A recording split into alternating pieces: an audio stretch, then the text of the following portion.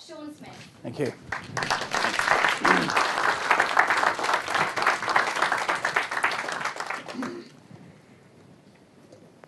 Bold is an attitude of mind, but it's measured by how you behave.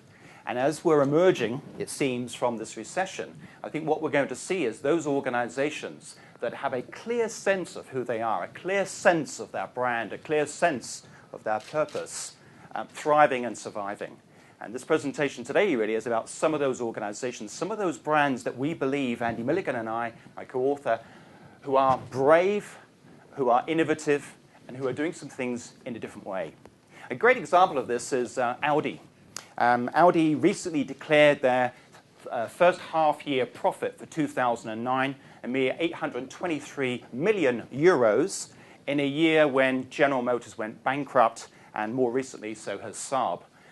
Incredibly successful organization. Their profits have increased, their earnings have increased 700% since 2001. Why? Well, I think one of the reasons for it is that they've got a really clear sense of what this brand is all about. They've got a really good, clear sense of their strategy, and they've stuck to it. In fact, Rupert Stadler, the CEO, when asked about the recession recently, said, well, we discussed it thoroughly. I decided not to participate. And I think that's a real sense of an organization that is bold in its thinking.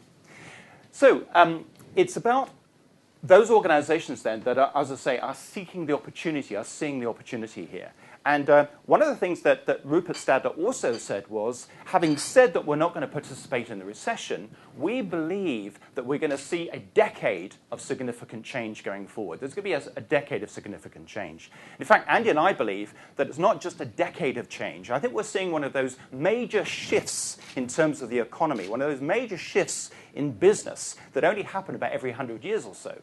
If we go back to the 19th century, those organizations that were winners were those that had access to capital and resources. So if you could get the money and you could get access to just the resources and you could build new product, then the whole industrial area was about taking that new product to new markets.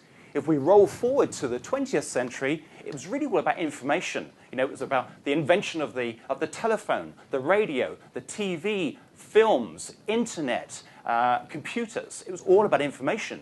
But the winners were those that had access to content as well as distribution. And if you think about the big film studios, if you think about people like Sony and so on, it was really all about content and distribution. But as we get into this next decade, what we believe is that we're going to see another shift.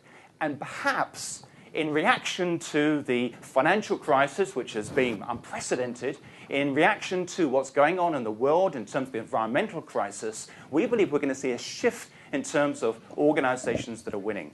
And it's those that have access to innovation, that have access to great thinking, that have access to perhaps new technologies and new ways of behaving that enable them to do things just differently.